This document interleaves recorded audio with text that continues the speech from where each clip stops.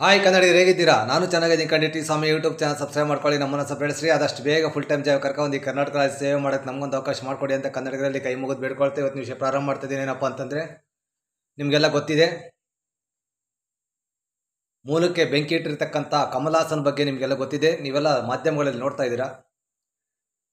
ಒಬ್ಬ ನಟನಿಗೆ ಜನ ಪ್ರೀತಿ, ನಂಬಿಕೆ, ವಿಶ್ವಾಸ ಇಟ್ಕೊಂಡಿರ್ತಾನೆ. ಅದನ್ನು 5 ನಿಮಿಷದಲ್ಲಿ ಹೇಗೆ ಅವರು ಹಾಳು ಮಾಡ್ಕೊಳ್ತಾರೆ ಅನ್ನೋದಕ್ಕೆ ನಮ್ಮ ಪುಡಂಗು ದರ್ಶನ್ನು ಮತ್ತು ಕಮಲ್ ಹಾಸನ್ನು ಉದಾಹರಣೆ ಆಗ್ತಾರೆ.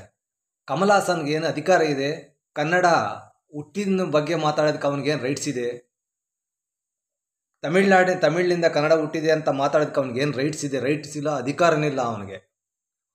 ಕರ್ನಾಟಕ ಜನತೆ ಇಟ್ಟಿರ್ತಕ್ಕಂಥ ಕಮಲ್ ಹಾಸನ್ ಬಗ್ಗೆ ಕರ್ನಾಟಕ ಜನತೆ ಇಟ್ಟಿರ್ತಕ್ಕಂಥ ನಂಬಿಕೆ, ಪ್ರೀತಿ, ವಿಶ್ವಾಸನ ಉಳಿಸ್ಕೊಂಡು ಹೋಗಬೇಕು. ಈ ಥರ ಸ್ಟೇಟ್ಮೆಂಟು, ಕಿತ್ತೋಗಿರೋ ಸ್ಟೇಟ್ಮೆಂಟ್ ಕಮಲ್ ಹಾಸನ್ ಕೊಡ್ತಾನಂತ ಕರ್ನಾಟಕ ಜನತೆ ಊಹಿಸಿರಲಿಲ್ಲ. ನಮ್ಮ ಬೋಲದ ಬಗ್ಗೆ, ನಮ್ಮ ಕನ್ನಡ ಭಾಷೆ ಬಗ್ಗೆ ಮಾತಾಡೋಕ್ಕೆ ಇವನಿಗೆ ಏನು ಅಧಿಕಾರ ಇದೆ? ಫಸ್ಟು ನಾನು ಸರ್ಕಾರಕ್ಕೆ ಮತ್ತು ಕನ್ನಡ ಸಿನಿಮಾ ವಾಣಿಜ್ಯ ಮಂಡಳಿಗೆ ನಾನು ಮನವಿ ಮಾಡ್ಕೊಳ್ತಿದ್ದೆ. ಟಿ.ಸ್ವಾಮಿ YouTube channel Kamal Haasan ಪಿಕ್ಚರ್ಗಳ ban ಮಾಡಬೇಕು. ಅವನ ಪಿಕ್ಚರ್ ಇಲ್ಲಿ ಕನ್ನಡದ ನಡೆಯಕ್ಕೆ ಬಿಡಬಾರ್ದು. ನಾನೇನಾದರೂ ಫಿಲಮ್ ಚೇಂಬರ್ ಅಧ್ಯಕ್ಷ ಆಗಿದ್ದರೆ ಮೊನ್ನೆನೇ ಅವನ್ನ ಬ್ಯಾನ್ ಮಾಡಿಬಿಡ್ತಿದ್ದೆ. ಅವನ್ನ ಕರ್ನಾಟಕದಾಗ ಬಿಟ್ಕೊಳ್ತಿದ್ದಿಲ್ಲ ಅವನಿಗೆ. ನಾನು ಮೊದಲೇ ಹೇಳಿದ್ದೇನೆ, ನನ್ನ ಚಾನಲು ನೆಲ, ಜಲ, ಭಾಷೆ ವಿಷಯ ಬಂದಾಗ ಯಾವನಿಗೆ ಕೇರೆ ಮಾಡೋದಿಲ್ಲ ಅಂತ. ನಾವೆಲ್ಲ ಕರ್ನಾಟಕ ಜನತೆ ಕಮಲ್ ಹಾಸನ್ ಬಗ್ಗೆ ಭಾಳ ನಂಬಿಕೆ ಇಟ್ಕೊಂಡಿದ್ವಿ, ಭಾಳ ಪ್ರೀತಿ ಇಟ್ಕೊಂಡಿದ್ವಿ, ಒಬ್ಬ ಅದ್ಭುತ ನಟ ಅಂದ್ಕೊಂಡಿದ್ವಿ. ಈ ಥರ ಕಿತ್ತೋಗಿರೋ ಸ್ಟೇಟ್ಮೆಂಟ್ ಕೊಡ್ತಾನೆ ಅಂತ ಗೊತ್ತಿರಲಿಲ್ಲ.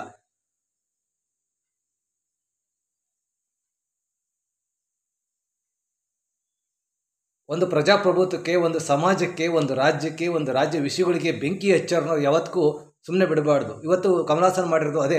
ಕಮಲ್ ಹಾಸನ್ ಇಂಥ ಟೈಮಲ್ಲಿ ಈ ಸ್ಟೇಟ್ಮೆಂಟ್ ಕೊಡೋ ಅವಶ್ಯಕತೆ ಏನಿತ್ತು? ಕನ್ನಡದ ಹುಟ್ಟಿನ ಬಗ್ಗೆ ಮಾತಾಡುವಂಥ ಕಾಲ ಇದು. ಏನೋ ಅದು ಅವ್ನಿಗೇನು ಬೇಕಾಗಿತ್ತು? ಅದು ನಾವು ತಮಿಳುನಾಡು ಮೂಲದ ಬಗ್ಗೆ ಮಾತಾಡ್ತೀವ, ಆ ಭಾಷೆ ಬಗ್ಗೆ ಮಾತಾಡ್ತೀವ. ಹಾಗಾಗಿ ಅವನ ಸಿನಿಮಾಗಳು ಬ್ಯಾನ್ ಮಾಡಬೇಕು. ಅವನೇನು ದೊಡ್ಡ ಸೀನಿಯರ್ ಆಕ್ಟರ್ ಆದ್ರೇನೋ ಅವನು ಯಾವನಾದ್ರೂ ನಮಗೇನಂತೆ? ನಮ್ಮ ರಾಜ್ಯದ ಪರವಾಗಿ, ನಮ್ಮ ಕನ್ನಡದ ಕನ್ನಡ ಕೈ ಹಾಕಿದ್ರೆ ನಾವು ಸುಮ್ಮನೆ ಬಿಡೋದಿಲ್ಲ. ಕೈ ಕತ್ತರಿಸ್ತೀವಿ, ನಾಲಿನ ಕತ್ತರಿಸ್ತೀವಿ, ಅದ್ರಾಗೇನಿಲ್ಲ. ಯಾವುದೇ ಕಾರಣಕ್ಕೂ ಈ ಥರ ಉಡಾಪೆ ಸ್ಟೇಟ್ಮೆಂಟ್ಗಳು ಯಾವನು ಕೊಡಬಾರ್ದು. ನಿಮಗೆ ನಟರುಗಳಿಗೆ ಜನ ಭಾಳ ನಂಬಿಕೆ ಇಟ್ಕೊಂಡಿರ್ತಾರೆ. ಕಾಂಟ್ರವರ್ಸಿ ಮಾತಾಡೋದಕ್ಕೆ ರಾಜಕಾರಣಿಗಳಿದ್ದಾರೆ, ಜಗಳ ಆಡೋದಕ್ಕೆ ರಾಜಕಾರಣಿಗಳಿದ್ದಾರೆ. ಅದು ಅವ್ರು ಮಾಡ್ತಾರೆ. ನೀವು ನಟರುಗಳು, ನಿಮ್ಮ ಕೆಲಸ ಏನು? ನೀವು ಅದು ಮಾಡಬೇಕು. ಅದು ಬಿಟ್ಬಿಟ್ಟು ತಮಿಳಿನಿಂದನೇ ಕನ್ನಡ ಹುಟ್ಟಿದ್ದ ಅನ್ನೋದಕ್ಕೆ ನಿನ್ನ ಹತ್ರ ಏನು ಆಧಾರ ಇದ್ದಾವಯ್ಯ? ನಿನ್ನ ಹತ್ರ ಏನು ಪುರಾವೆಗಳಿದ್ದಾವಯ್ಯ? ತಗೊಬಂದು ತೋರಿಸು ಮಾಧ್ಯಮ ಮುಂದೆ. ಅದನ್ನು ಬಿಟ್ಬಿಟ್ಟು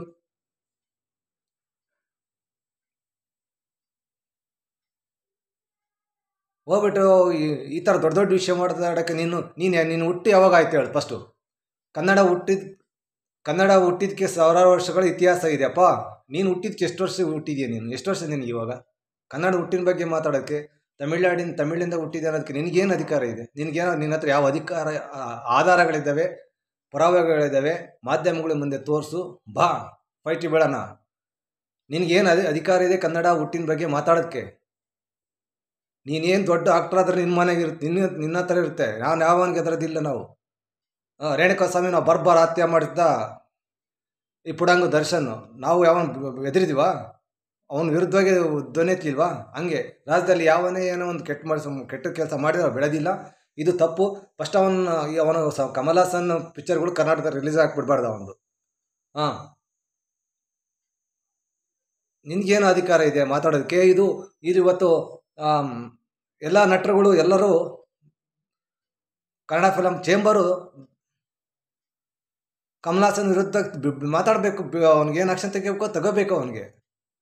ಅವನಿಗೇನು ರೈಟ್ಸೇ ಇಲ್ಲ ಮಾತಾಡೋದಕ್ಕೆ. ನಾವು ಕರ್ನಾಟಕದವ್ರು ನಿಮ್ಮ ತಮಿಳ್ ಬಗ್ಗೆ ಮಾತಾಡ್ತೀವ? ಇಲ್ಲ ತಾನೆ? ನಿನಗೇನು ಸಿಗುತ್ತೆ ಇರ್ತೀರ ಮಾತಾಡೋದ್ರಿಂದ? ಈ ಸ್ಟೇಟ್ಮೆಂಟ್ ಕೊಡೋದ್ರಿಂದ ನಿನಗೇನು ಸಿಗುತ್ತೆ? ಕರ್ನಾಟಕ ರಾಜ್ಯದ ಜನರ ನಂಬಿಕೆಯನ್ನು, ವಿಶ್ವಾಸವನ್ನು, ಪ್ರೀತಿಯನ್ನು 5 ನಿಮಿಷದಲ್ಲಿ ಹಾಳು ಮಾಡ್ಕೊಂಡ ಅವನು. ಯಾರೋ ಕಮಲ್ ಹಾಸನ್.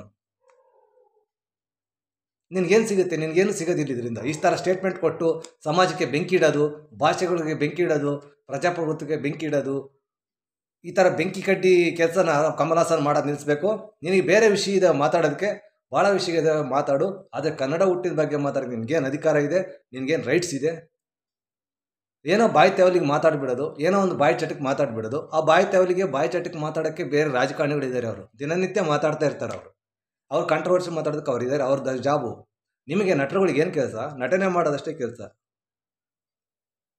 ಇವತ್ತು ರಾಜ್ಯಗಳ ಮಧ್ಯೆ ಜಗಳ ಇಡುವಂಥ ಸ್ಟೇಟ್ಮೆಂಟ್ ಯಾವನೂ ಕೊಡಬಾರ್ದು ಅಂತ ಹೇಳ್ತಾ, ಇವತ್ತು ಅವನು ಸಿನಿಮಾ ಬ್ಯಾನ್ ಮಾಡಬೇಕು. ಕರ್ನಾಟಕದ ಬೆಂಗಳೂರ ರಿಲೀಸ್ ಆಗಿಬಿಡ್ಬಾರ್ದು. ಅವನು ಸಾರಿ ಕೇಳಬೇಕಿಲ್ಲ, ಸಾರಿ ಕೇಳತಕ್ಕ ಬಿಡಬಾರ್ದು. ಒಂದ್ಸರಿ ಹೇಳ್ತಾವನೆ, ನಾನು I love Kannada, I love Karnataka, I love Kerala, I love ಏನೋ ಆಂಧ್ರ ಅಂತ ಹೇಳ್ತಾನೆ. ಹೋಗಿ ಕಿತ್ತೋಗಿರೋ ಸ್ಟೇಟ್ಮೆಂಟ್ ಕೊಡ್ತಾನೆ. ನಿನ್ನ ಜಾಬ್ ಏನು? ನಟನೆ. ಈ ಥರ ಕಾಂಟ್ರವರ್ಸಿ ಮಾತಾಡೋದಕ್ಕಲ್ಲ ನಿನ್ನ ಜಾಬ್ ಇರೋದು ಅಂತ ಜಾಬ್ ಇರೋದು ಅಲ್ಲ. ಖಡಕ್ಕಾಗಿ ವಾಣಿಜ್ಯ ಮಂಡಳಿ ನಿರ್ಧಾರ ತೆಗೆದುಕೊಂಡು ಅವ್ನು ಬ್ಯಾನ್ ಮಾಡ್ಬೇಕು. ಅವ್ನ ಪಿಕ್ಚರ್ ಅಷ್ಟೇ ಅಲ್ಲ, ಅವ್ನು ಕರ್ನಾಟಕ ಕಾಲಿಡೇ ಬಂದಿಲ್ಲ. ಆ ಥರ ಬ್ಯಾನ್ ಮಾಡ್ಬೇಕು ಅವನಿಗೆ ಅಷ್ಟು ಪೊಗರು ಇರಬೇಕಾದ್ರೆ ನಮಗಿನ್ನ ಎಷ್ಟು ಪೊಗರು ಇರಬೇಕು. ನಿನ್ಗೇನು ಡಬಲ್ ಪೊಗರು ನಮಗೆ ಇದೆ. ನಮಗೂ ಉಡಾಪೆ ಸ್ಟೇಟ್ಮೆಂಟ್ ಕೊಡೋಕ್ಕೆ ಬರುತ್ತೆ. ಆದರೆ ಸಮಾಜದಲ್ಲಿ ಅಶಾಂತಿಯನ್ನು ಹುಟ್ಟಾಕಬಾರ್ದು, ಪ್ರಜಾಪ್ರಭುತ್ವ ವ್ಯವಸ್ಥೆಯಲ್ಲಿ ಅಶಾಂತಿಯನ್ನು ಹುಟ್ಟಾಕಬಾರ್ದು ಅನ್ನೋ ಒಂದೇ ಒಂದು ಕಾರಣಕ್ಕೆ ಎಲ್ಲ ಸುಮ್ಮನೆ ಇದ್ದಾರೆ. ನಿನ್ನ ಥರ ಕಿತ್ತೋಗಿರೋ ಸ್ಟೇಟ್ಮೆಂಟ್ ಕೊಡೋಕ್ಕೆ ನಮಗೂ ಬರುತ್ತೆ. ಇವತ್ತು ತಮಿಳು ಹುಟ್ಟಿದ್ದೆ ಕನ್ನಡದಿಂದ ಅಂತ ನಾನು ಹೇಳ್ಬೋದು. ಆ ದೊಡ್ಡ ವಿಷಯ ಅಲ್ಲ. ಇದರಿಂದ ಆಗ್ತಕ್ಕಂಥ ಪರಿಣಾಮಗಳು, ದುಷ್ಪರಿಣಾಮಗಳು ಏನಂತ ಅರಿವಿದೆಯಾ ಅವನಿಗೆ? ಸೀನಿಯರ್ ಆಕ್ಟರ್ ಅಂತೆ ಅವನು. ಇವತ್ತು ಕಾವೇರಿ ಇಶ್ಯೂಂದು ನಮಗೆ ತಮಿಳ್ನಾಡಿನವ್ರಿಗೆ ಕಾವೇರಿ ಇಶ್ಯೂ ಒಂದು ಜಗಳ ಇತ್ತು. ಅದ್ರ ಜೊತೆಗೆ ಇದೊಂದು ತಗೊಂಬಂದಿದ್ದಾನೆ ಅವನು. ಇವನಿಗೆ ಮಾಡೋ ಕೆಲಸ ಇಲ್ಲ. ಇವನಿಗೆ ಸಿನಿಮಾದ ರಂಗದಲ್ಲಿ ಅವನಿಗೆ ಕೆಲಸ ಕೊಡ್ತಿಲ್ಲ. ಅವನಿಗೆ ಯಾಕೆ ಹೆದರಬೇಕು? ಇವಾಗ ಕಾವೇರಿ ವಿಷಯ ಒಂದು ನಮಗೆ ತಮಿಳ್ನಾಡಿನವ್ರಿಗೆ, ನಮಗೆ ಕಾವೇರಿ ವಿಷಯ ಒಂದು ನಮಗೆ ಅಡ್ಡ ಆಗೈತೆ ಅಂದರೆ ಅದರಲ್ಲಿ ಜಗಳ ಆಡ್ತಿದ್ವಿ. ಈಗ ಕನ್ನಡ ಹುಟ್ಟಿನ ಬಗ್ಗೆ ಒಂದು ಎತ್ಕೊಂಡಿದ್ದಾನೆ ಅವನು. ಇವನಿಗೇನು ಮಾಡೋ ಕೆಲಸ ಇಲ್ವ? ಇವನಿಗೆ ಕೆಲಸ ಇಲ್ಲ ಅಂದರೆ ಬೇರೆ ಏನಾದರೂ ಹೋಗಿ ಕೆಲಸ ಮಾಡಬೇಕು. ಅದು ಬಿಟ್ಬಿಟ್ಟು ಈ ಥರ ದೊಡ್ಡ ದೊಡ್ಡ ವಿಷಯಗಳು ಮಾತಾಡೋಕೆ ಇವನು ಯಾರು?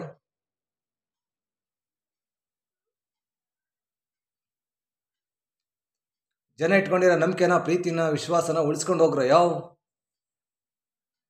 ಒಂದು ಸ್ಟೇಟ್ಮೆಂಟ್ ಕೊಡಬೇಕಾದ್ರೆ ಅವಲೋಕನ ಮಾಡಬೇಕು. ಇದು ಯಾವ ಥರ ಇರುತ್ತೆ, ಇದ್ರದ್ದು ಪರಿಣಾಮಗಳು ಏನಾಗ್ಬೋದು ಅಂತ ಸ್ವಲ್ಪ ಯೋಚನೆ ಮಾಡಬೇಕು. ಅದನ್ನು ಮಾತಾಡಿ ನಿನಗೇನಾಗಬೇಕಾಗಿತ್ತು? ಈಗ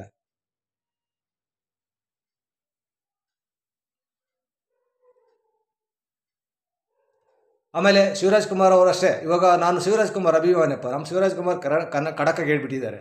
ಯಾಕಂದರೆ ಕಮಲ್ ಹಾಸನ್ ಹೇಳಿಕೆ ಇಟ್ಕೊಂಡ್ಬಿಟ್ಟು ನಮ್ಮ ಶಿವರಾಜ್ ಕುಮಾರ್ನ ಸೆಂಟ್ರಿಗೆ ಇಟ್ಕೊಂಬರೋದು ಸರಿ ಇಲ್ಲ. ನಮ್ಮ ರಾಜ್ಕುಮಾರ್ ಕುಟುಂಬ ಕನ್ನಡಕ್ಕೋಸ್ಕರ ಕೆಲಸ ಮಾಡಿದೆ. ಅವ್ರ ಕುಟುಂಬ ಕರ್ನಾಟಕ ಫಿಲಮ್ ಇಂಡಸ್ಟ್ರಿಗೋಸ್ಕರ ಕೆಲಸ ಮಾಡಿದೆ. ಅವ್ರ ಕುಟುಂಬ ಹಗಲು ರಾತ್ರಿ ಕರ್ನಾಟಕಕ್ಕೋಸ್ಕರ ದುಡಿದಿದ್ದಾರೆ. ಇಂಥ ವಿಷಯದಲ್ಲಿ ಶಿವಣ್ಣನ ಸೆಂಟ್ರಿಗೆ ಹೇಳ್ಕೊಬಾರೋದು ಸರಿ ಇಲ್ಲ. ಕಮಲ್ ಹಾಸನ್ ಕೊಟ್ಟಿರ್ತಕ್ಕಂಥ ಹೇಳಿಕೆ ಬಗ್ಗೆ ಅವನ ವಿರುದ್ಧ ನಾವು ತಿರುಗಿಬಿಡ್ಬೇಕು ಅಷ್ಟೇ. ಅವನಿಗೆ ಉತ್ತರ ಕೊಡಬೇಕು. ಅವನಿಗೆ ಈಗ ಒಬ್ಬ ನಟನು ಧ್ವನಿ ಎತ್ತಾ ಇಲ್ಲ. ನಾನು ಧ್ವನಿ ಎತ್ತಾ ಇದ್ದೀನಿ.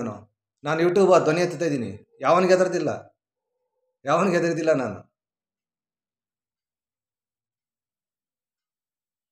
ನಾನು ಹೇಳ್ತಲ್ಲ, ಇವಾಗ ನಾನು ಕನ್ನಡ ಫಿಲಮ್ ವಾಣಿಜ್ಯ ಮಂಡಳಿ ನಾನು ಅಧ್ಯಕ್ಷ ಆಗಿದ್ದರೆ ಮನೇನ ಅವ್ನು ಬ್ಯಾನ್ ಮಾಡಿಬಿಡ್ತಿದ್ದೆ. ಅವನ ಸಿನಿಮಾಗಳು ಕರ್ನಾಟಕಕ್ಕೆ ಬರೋಕ್ಕೆ ಬಿಡ್ತಿದ್ದಿಲ್ಲ. ಅವನಿಗೆ ಥಿಯೇಟ್ರ್ ಮಾಲೀಕರಿಗೆ ಓನರ್ಗಳಿಗೆ, ಮಾಲೀಕರಿಗೆ ಕಡಕಾಗಿ ಹೇಳ್ತಾ ಇದ್ದೀನಿ, ಅವ್ನ ಸಿನಿಮಾ ಹಾಕಕ್ಕೆ ಹೋಗ್ಬೇಡ್ರಿ. ಇಂಥ ದೊಡ್ಡ ವಿಷಯನ ಕೈಗೆತ್ಕೊಂಡಿದ್ದಾನೆ. ಅವ್ನಿಗೇನು ಅಧಿಕಾರ ಇದೆ ಅಂತ ಹೇಳ್ತಾ ಇವತ್ತು ವಿಡಿಯೋ ಮುಗಿಸ್ತಾ ಇದ್ದೀನಿ. ಕಡೆಗೆ ನಾವು ಅಶಾಂತಿಯನ್ನು ಹುಟ್ಟಾಕಬಾರ್ದು ಅನ್ನೋ ಒಂದೇ ಒಂದು ಕಾರಣಕ್ಕೆ ಸುಮ್ಮನೆ ಇದ್ದೇವೆ. ಅದೆಲ್ಲ ಮಾಡಬಾರ್ದು. ಪ್ರಜಾಪ್ರಭುತ್ವ ವ್ಯವಸ್ಥೆಯಲ್ಲಿ ಒಂದು ಸ್ಟೇಟ್ಮೆಂಟ್ ಕೊಡಬೇಕಾದ್ರೆ ಯೋಚನೆ ಮಾಡಬೇಕು ಅಂತ ಹೇಳ್ತಾ ಇವತ್ತು ವಿಡಿಯೋ ಮುಗಿಸ್ತಾ ಇದ್ದೇನೆ. ಕನ್ನಡಿಗೆ ನಮಸ್ಕಾರ. ಟೀಸಾಮ್ ಯೂಟ್ಯೂಬ್ ಚಾನಲ್ ಸಬ್ಸ್ಕ್ರೈಬ್ ಮಾಡ್ಕೊಳ್ಳಿ, ನಮ್ಮನ್ನ ಸಹ ಬೆಳೆಸ್ರಿ ಅಂತ ಹೇಳ್ತಾ ಮತ್ತೊಮ್ಮೆ ಕನ್ನಡಿಗರಲ್ಲಿ ನಮಸ್ಕರಿಸ್ತಾ ವಿಡಿಯೋ ಮುಗಿಸ್ತಾ ಇದ್ದೀನಿ. ನಮಸ್ಕಾರ.